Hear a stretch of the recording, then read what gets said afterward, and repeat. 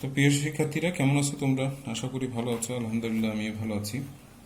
তো নবম দশম শ্রেণীর ক্লাস নেওয়া করে নিব করে নেওয়া হচ্ছে না। বেশ কদিন থেকে ইমন মাঝে মধ্যে আমাকে নক করতে আছে।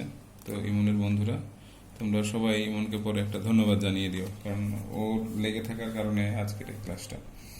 তো আশা করছি যে এই ক্লাসের পরে তোমরা এই পদার্থের অবস্থা ও চাপ অধ্যায়, এটা সম্ভবত ষষ্ঠ অধ্যায়। তো পদার্থের অবস্থা ও চাপ এই ষষ্ঠ অধ্যায়ের আজকে মূলত চাপের কনসেপ্ট আমি দিব।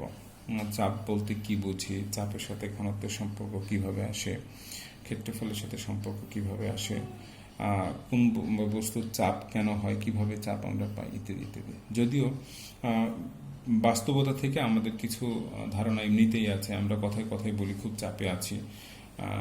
এটা সাধারণ অর্থে আমরা ব্যবহার করি, কিন্তু ফিজিক্সের ভাষায় বা পদার্থবিজ্ঞানের চাপ কি, কিভাবে চাপ আমরা ক্যালকুলেশন করব, ইত্যাদি ইত্যাদি জানতে পারবো। তো বেসিক তথ্য আর কি আমরা জানাবো, এবং এই টপিকস পরে তোমরা বই পড়বা, বই পড়ে দেখবা যে চাপ সম্পর্কে তোমাদের ধারণাটা একদম ক্লিয়ার হয়ে গেছে। তো টপিক্সে যাওয়ার আগে আমার চাপ, যেহেতু আজকের মূল টপিক অ্যাকচুয়ালি চাপ, কিন্তু চাপ পড়তে গিয়ে ঘনত্ব আমার লাগবে। সুতরাং ঘনত্ব আমরা জানবো। তো আমি শুরুতেই অধ্যায়ের নাম লিখিয়ে দিচ্ছি, যে অধ্যায়ের নাম হচ্ছে পদার্থের অবস্থা ও চাপ। এটা অধ্যায়ের নাম। এবং আজকে দুটো টপিকস আমরা পড়ব, একটা হচ্ছে ঘনত্ব, এইটা 1 নম্বর, আর 2 নম্বর হচ্ছে চাপ। ওকে। তো ঘনত্ব বলতে আসলে কি বুঝি তোমরা একটু শুনে রাখো। কোনো পদার্থের এক আয়তনের ভরকে ঘনত্ব বলে। তাহলে আমি আপাতত একটা সংজ্ঞা দিয়ে রাখছি, যে কোনো পদার্থের একক আয়তনের ভরকে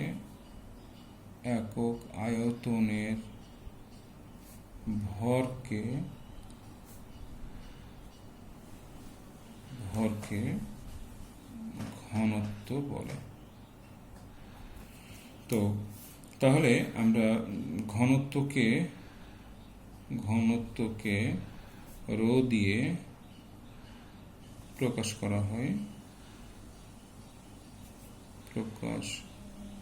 করি। তাহলে ঘনত্ব সমান আমরা পাবো ভর ডিভাইড বাই আয়তন, এবং ভরকে আমরা এম দিয়ে প্রকাশ করি, আয়তনকে ভি দিয়ে।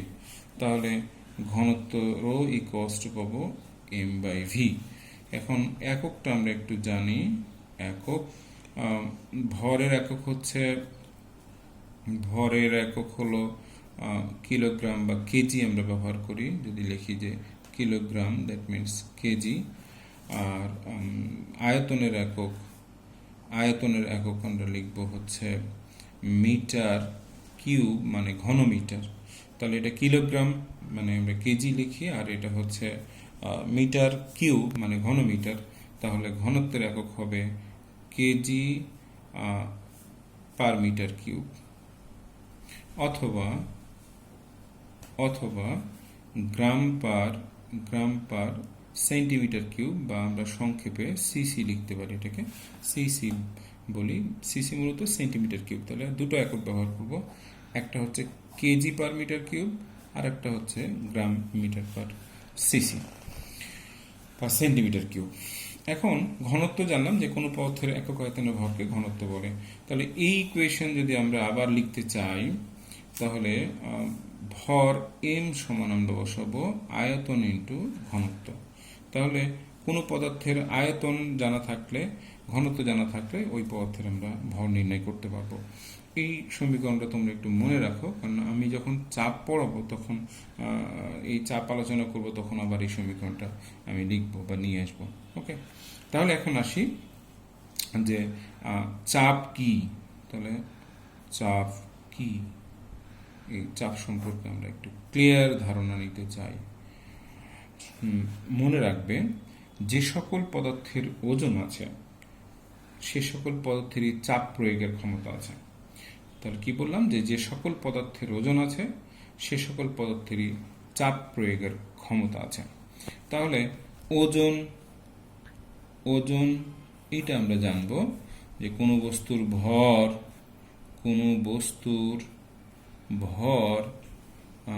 এম হলে ওজন এফ দিয়ে প্রকাশ করলে এফ ইকুয়ালস টু হবে mg। তোমরা জানো যে জি হচ্ছে অভিকর্ষ ত্বরণ, আর এককটা আমরা ওজনের একক ব্যবহার করব নিউটন।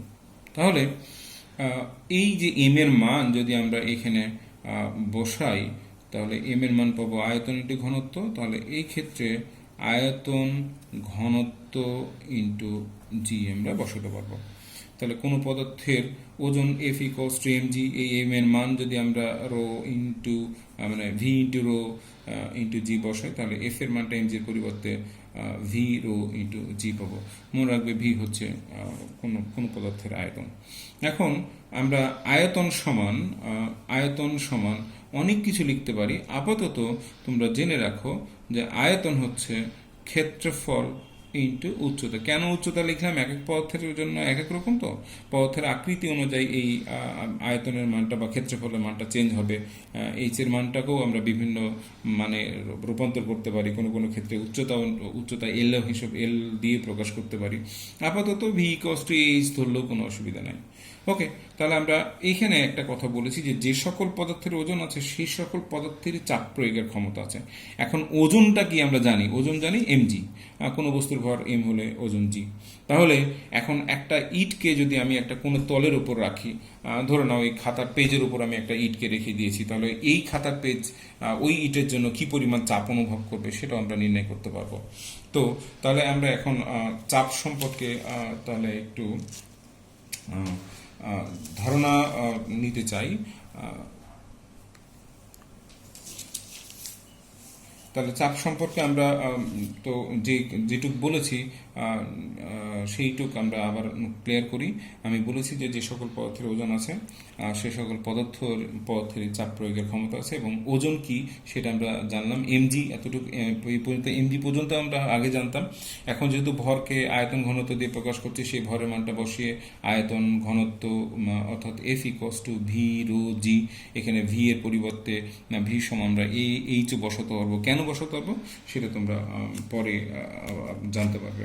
তো আমরা চাপ সম্পর্কে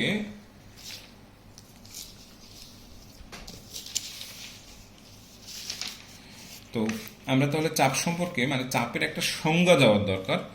দেন সংজ্ঞা দিলেই আমরা পরে চাপের সমীকরণটা কি করতে পারবো তোমরা জানতে পারবে। কোনো তলের আমরা চাপের একটা সংজ্ঞা এইভাবে একটু লিখছি, যেহেতু তোমরা ভিডিও দেখছো, শুধু লেখা থাকলে তোমাদের জন্য সুবিধা হবে। কোনো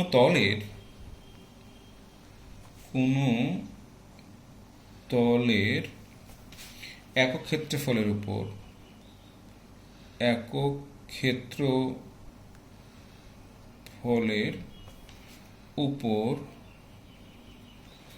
প্রযুক্ত অভিলম্ব বল।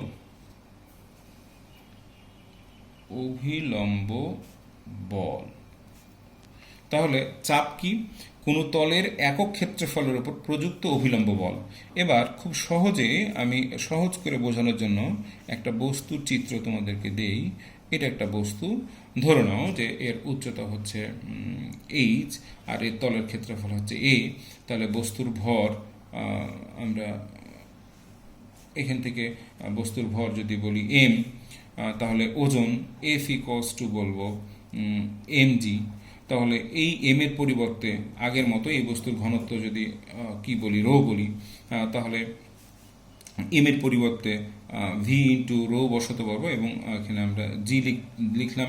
আগে যেহেতু বসিয়েছি মানটা, এই ভি এর পরিবর্তে যদি আমরা V equals to A into H বসাই, তাহলে দাঁড়াবে এ এইচ রো ইন্টু জি।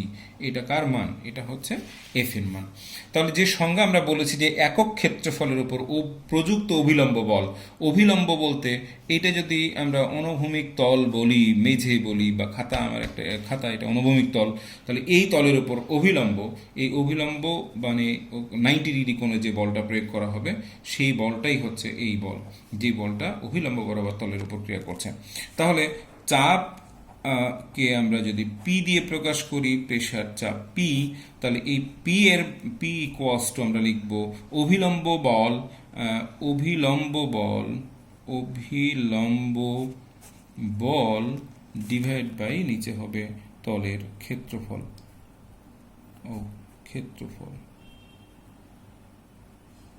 তাহলে তোমরা এই অভিলম্ব বলকে আমি এখানে এফ দিয়ে আর তলের ক্ষেত্রফলকে এ দিয়ে প্রকাশ করি, তাহলে চাপ পি সমান হবে এফ বাই এ। এবং এই এফ এর মান বসানোর আগে আমি আরেকটু ক্লিয়ার করি যে এফ ইকুয়ালস টু হচ্ছে পি এ। তোমরা জানো যে চাপ হচ্ছে সংজ্ঞা, যখন ভেক্টর রাশি আর স্কেলার রাশি সংজ্ঞা পড়ো তখন চাপ লিখেছিল একটা কি রাশি? স্কেলার রাশি। তাহলে চাপ হচ্ছে স্কেলার রাশি, স্কেলার রাশি। কেন? কারণ চাপের কোনো দিক নেই। প্রশ্ন হচ্ছে এখানে দুটো অ্যাকচুয়ালি কিন্তু ভেক্টর, দুটোই ভেক্টর রাশি, বলও ভেক্টর রাশি আর তল ভেক্টর। যখন আমরা তলের কথা চিন্তা করছি তখন তল ভেক্টর হবে, আর তল ভেক্টর একটা ভেক্টর রাশি। যে কোনো তল মানে তলকে যখন আমরা ভেক্টর হিসেবে বলবো, তখন ভেক্টর হিসেবে জানবো, তখন বুঝতে হবে যে ওটা একটা তল ভেক্টর। এই তল ভেক্টরের মানটা হচ্ছে ওই তলের ক্ষেত্রফল আর দিক হচ্ছে অভিলম্ব। আমি যদি এই খাতার তলটাকে বলি এই তলের ক্ষেত্রফল, তাহলে দৈর্ঘ্য প্রস্থকে গুণ করব, তাহলে এই তল, যখন আমি এই তলটাকে ভেক্টর হিসেবে চিহ্নিত করব তখন এর দিকটা হবে, এই যে পেনটা যেমন খাতার উপর অভিলম্ব ভাবে আছে তেমনি এই তল ভেক্টর দিক হচ্ছে অভিলম্ব বরাবর। সুতরাং এইটা একটা ভেক্টর রাশি, বলও একটা ভেক্টর রাশি, কিন্তু যে চাপ, এই চাপটা হচ্ছে কি রাশি? স্কেলার রাশি, যে চাপের কোনো দিক নেই। তাহলে আমরা এই ইকুয়েশন থেকে চাপের মানটা যদি নির্ণয় করতে চাই, তাহলে এই এফ এর মান, যে মানটা আমরা লিখে রেখেছি সেটা বসাবো এ এইচ, তারপরে রো ইন্টু জি, তার নিচে বসাবো হচ্ছে এ আর এ কেটে যায়, তাহলে চাপ পি ইকুয়ালস টু আমরা লিখতে পারবো এইচ রো ইন্টু জি। ওকে, আমরা এখানে যে এইচটা ব্যবহার করছি, এই এইচটা হচ্ছে হাইট বা উচ্চতা বলবো, রো হচ্ছে ঘনত্ব, তাহলে এইচ হলো উচ্চতা, রো ঘনত্ব, একক আগে বলেছি, জি অভিকর্ষজ ত্বরণ, অভিকর্ষজ ত্বরণ। ওকে, এর উচ্চতার একক এটা মিটার, ঘনত্বের একক metre, kg per metre cube, এবং অভিকর্ষজ ত্বরণের একক হচ্ছে কি? Metre per second square. Okay, তো আমরা তাহলে এই যে চাপের একটা ইকুয়েশন আমাদের ম্যাথের জন্য কাজে লাগবে, পরবর্তীতে আমরা এই সমীকরণ দিয়ে ম্যাথ করব।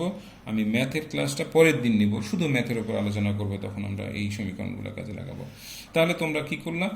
চাপ সম্পর্কে জানলা যে চাপ হচ্ছে একক ক্ষেত্রফলের উপর অভিলম্ব বল, একক ক্ষেত্রফলের উপর প্রযুক্ত অভিলম্ব বল। তাহলে এই এফ এর মানটা বসালে আমরা পাবো এইখান থেকে, এই ইকুয়েশন থেকে, অ্যাকচুয়ালি এটা 1 নম্বর আর এটাকে 2 নম্বর দেই। 1 নম্বর সমীকরণ থেকে আমরা আবার চাপের একক নিয়ে একটু কথা বলি। তাহলে চাপের এককটা আমরা পাবো এখান থেকে যে পি ইকুয়ালস টু ফোর্স বল। তাহলে বলের একক কি? বলের একক হচ্ছে নিউটন, তাহলে আমরা এখানে নিউটন বসাবো একক হিসেবে। আর এখানে ক্ষেত্রফলের একক হচ্ছে মিটার স্কয়ার।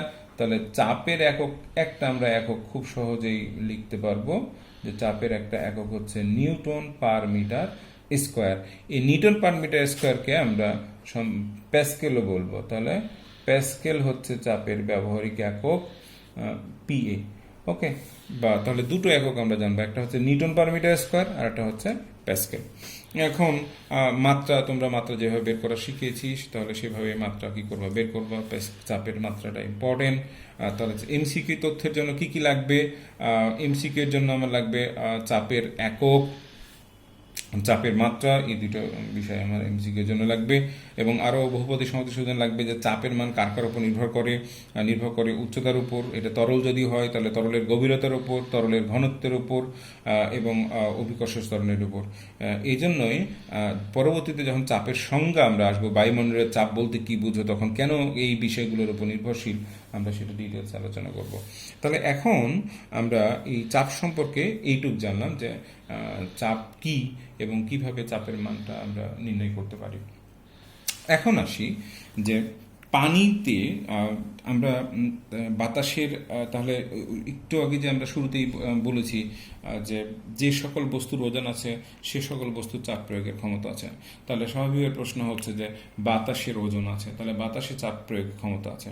অলরেডি বাতাস চাপ প্রয়োগ করে এবং তোমরা জানো যে বাতাসে একটা নির্দিষ্ট চাপের মান আছে। আমরা সেই চাপটাও ক্যালকুলেশন করে পরবর্তীতে দেখাবো। আরেকটা হচ্ছে যে তাহলে পানিতে যদি কোনো বস্তুকে ডুবানো হয় বা নিমজ্জিত করা হয় তাহলে সেক্ষেত্রেও নিঃসন্দেহে একটা চাপের মান আমরা পাবো, সেটা তরলের চাপ। তো তরলের চাপটা কিভাবে নির্ণয় করব? তাহলে তরলের চাপ নির্ণয় করার জন্য আমরা এখন নির্ণয় কি করতে পারি, একটা চিত্র দিতে পারি এবং এই ক্ষেত্রে তরলের চাপ কিভাবে নির্ণয় করা হবে এটা খুবই সহজেই তোমরা দেখতে পারবে, মানে জানতে পারবে আর কি, বিষয়টা ক্লিয়ার হবে। এরকম একটা পাত্র আমরা কল্পনা করছি, যে ধরুন এটা একটা পাত্র, এই পাত্রের মধ্যে পানি আছে এই পর্যন্ত, এটা তরল পানি বা যে কোনো তরলও হতে পারে। আমরা মূলত পানির কথা বলছি, অন্যান্য তরলের ক্ষেত্রে একই প্রযোজ্য হবে সূত্র। এই তরলের মধ্যে একটা আমরা তল কল্পনা করি, যে এইটা একটা তল, এইটুকু একটা তল নিচ্ছি, এই তলের ক্ষেত্রফল জানবো, আর এই তলটার ক্ষেত্রফল হচ্ছে এ, এবং হিসেব মানে আমাদের ক্যালকুলেশন সুবিধার জন্য এ ক্ষেত্রফল বিশিষ্ট আমরা এইচ গভীরতার, এটা একটা সিলিন্ডার আকৃতির ত্বক, মানে তলের মধ্যে একটা নির্দিষ্ট অঞ্চলকে বা এরিয়াকে আমরা কল্পনা করছি। তাহলে এইটা একটা তল, যে তলের ক্ষেত্রফল হচ্ছে এ, এবং আমরা যে মানে তরলের যে গভীরতা পর্যন্ত বা পানির যে গভীরতা পর্যন্ত এই তলটা নিয়েছি সেই গভীরতা হচ্ছে এইচ। এখন এই সিলিন্ডার আকৃতির পানির যে ওজন, এই ওজনটা আমরা জানতে যদি পারি এবং এই ওজনকে এই ক্ষেত্রফল দিয়ে যদি আমরা ভাগ করতে পারি তাহলেই চাপ নির্ণয় করতে পারবো। কেননা তোমরা এর আগে দেখলা যে চাপ হচ্ছে এফ বাই এ, তাহলে পানির ক্ষেত্রে একই ঘটনা আমরা মানে একইভাবে ক্যালকুলেশনটা করতে পারবো। তাহলে এই ক্ষেত্রে কি দেখব? এই ক্ষেত্রে আমরা দেখব যে তরলের চাপ, তাহলে লিখব তরলের চাপ। তাহলে তরলের চাপ আমরা নির্ণয় করতে পারবো কি করে? তরলের চাপ নির্ণয় করতে পারবো, আমি বললাম এটা একটা পাত্রের মধ্যে পানি বা অন্য কোনো তরল থাকতে পারে, সেই তরলের মধ্যে একটা তল আমরা কল্পনা করলাম, এই তলের ক্ষেত্রফল হচ্ছে এ। এখন পানির উপর বা তরলের উপরিতল থেকে কত গভীরতা পর্যন্ত গেছি? এইচ গভীরতা পর্যন্ত আমরা নিচে নামছি। এখন এ ক্ষেত্রফল এবং এইচ গভীরতা নিয়ে এটাকে আমরা একটা সিলিন্ডার আকৃতির বস্তু ভাবতে পারি, তরলের মধ্যে এটা একটা বস্তু কল্পনা করতে পারি বা ভাবতে পারি। তাহলে এইটুকুর যে ওজন, এই ওজনটা আমরা জানতে পারবো, এবং এই ওজনকে যদি আমরা কি করি, এই ক্ষেত্রফলতে ভাগ করি, তাহলে তরলের চাপ পেয়ে যাব। তাহলে তরলের চাপ সংজ্ঞা অনুসারে চাপ পি ইকুয়ালস টু আমরা আগের মতো এফ বাই এ ব্যবহার করব। এখন এফ মানে কত জানি আমরা? এফ মানে নিঃসন্দেহে জানি এম জি ইন্টু এ। এবার এম এর পরিবর্তে আমরা কি বসাতে পারবো? এম এর পরিবর্তে বসাবো আয়তন ইন্টু ঘনত্ব। তাহলে আয়তন বসালাম, কার আয়তন? এই যে সিলিন্ডার আকৃতির একটা বস্তু আমরা কল্পনা করলাম তরলের মধ্যে, এইটার আয়তন হচ্ছে ভি, আর ঘনত্ব কার? এটা ঘনত্ব তরলের। তাহলে ঘনত্বকে তরলের আমরা রো এল দিয়ে প্রকাশ করব, এটা লিকুইডের ঘনত্ব বোঝায়, ইন্টু জি ডিভাইড বাই হচ্ছে এ আছে, এ লিখে দিলাম। এবার আমরা এর আগে দেখেছি যে একটা সিলিন্ডার আকৃতির বস্তু হলে তার আয়তন হবে প্রস্থচ্ছেদের ক্ষেত্রফল, যে তলের ক্ষেত্রফল দেওয়া আছে এই তলের ক্ষেত্রফল ইন্টু উচ্চতা হচ্ছে এইচ। তাহলে এই ভি এর মানটা যদি আমরা এখানে বসাই, তাহলে A H rho L into G divide by পাবো হলো এ। এটা কার মান পেলাম? আমরা পেলাম হচ্ছে তরলের মূলত চাপ। তাহলে এ আর এ কেটে গেলে আমরা তরলের চাপ পি কষ্ট পাবো এইচ রো এল ইন্টু জি। খুবই ইজি, কত সহজ দেখো তরলের চাপ নির্ণয় করা। এখন যত গভীরতা যাবা সেক্ষেত্রে এইচ এর মান হবে, যে তরলের আমরা কি নির্ণয় করব, চাপ নির্ণয় করব, সেই তরলের ঘনত্ব ব্যবহার করব ইন্টু জি। তাহলে এই ক্ষেত্রে আমরা তরলের চাপ নির্ণয় করলাম খুব সহজেই। আমি আশা করি বিষয়টি তোমরা ক্লিয়ার হয়েছে এবং বুঝতে পেরেছো। এটা যদি এই তরলের চাপ যে মানটা আমরা পেলাম, এটা যদি আবার কি চিন্তা করি আমরা যে এটা যদি এটা পানি হয়, তাহলে এই ইকুয়েশনটা পি ইকুয়ালস আমরা লিখবো এইচ রো ডাব্লিউ ইন্টু জি। এখানে রো ডাব্লিউ বলতে কার ঘনত্ব বুঝি? এই রো ডাব্লিউ হচ্ছে পানির ঘনত্ব, এটা পানির ঘনত্ব। এবং তোমরা জানো যে বিশুদ্ধ পানির ঘনত্ব বা মিঠা পানির ঘনত্ব হচ্ছে 1000 কেজি পার মিটার কিউব। তাহলে রো ডাব্লিউর একটা তথ্য আমরা যে দিয়ে রাখলাম যে 1000 কেজি পার মিটার কিউব। যদিও নোনা পানি বা সমুদ্রের পানির ঘনত্ব ডেন্সিটি বেড়ে যায়, সেটা ভিন্ন কথা, তখন আলাদাভাবে ক্যালকুলেশন করবা। তোমরা ম্যাথে খুব সহজেই কয়েকটা গাণিতিক উদাহরণ দেওয়া আছে, ওগুলো একটু দেখবা, দেখে পরের দিন আমাকে ইনবক্স করে রিপোর্টে জানাবা, ইনবক্স করে জানাবা যে কোন কোন জিনিসগুলো বুঝছো আর কোন কোন জিনিসগুলো বুঝো না। এরপরে আমরা আর্কিমিডিসের একটা সূত্র তোমাদের বইতে আছে, আর্কিমিডিসের যে সূত্র বইতে আছে সেই সূত্রটা একটু জানবো। কেননা আমরা যে তরলের মধ্যে চাপ নির্ণয় করলাম, এই চাপটা যেহেতু আমরা এখন ক্লিয়ার হয়েছি, তাহলে আর্কিমিডিসের সূত্র আমরা বুঝতে পারবো। তো আর্কিমিডিসের যে সূত্র, সেই সূত্রটার খুবই ইজি, খুবই সহজ করেই লেখা আছে বইতে। আমি একটু ওটা আলোচনা করব, কেননা তোমরা যেহেতু অলরেডি এটা পড়ে ফেলেছো, তাহলে ওই সূত্র সম্পর্কে একটু ধারণা নিতে হবে।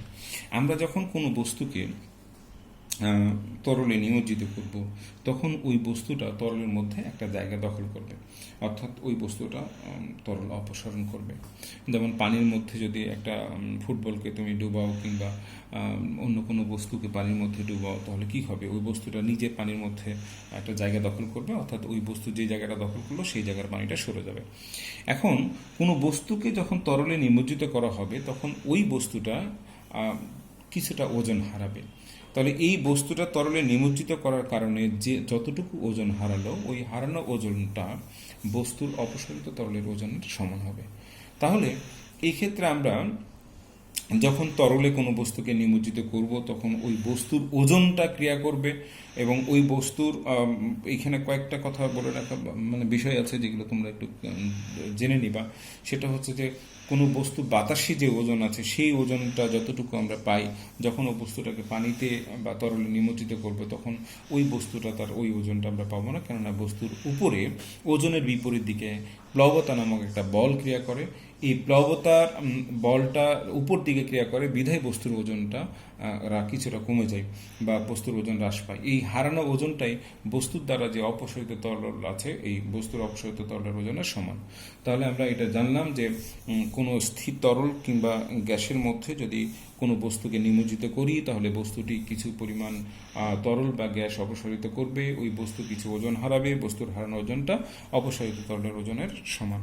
এখন আমরা একটা তরলের মধ্যে একটা বস্তু নিব এবং এই বস্তুটার অনেকটা একটা সিলিন্ডার আকৃতির বস্তু আমরা নিব তরলের মধ্যে, বোঝার সুবিধার জন্য বা ক্যালকুলেশন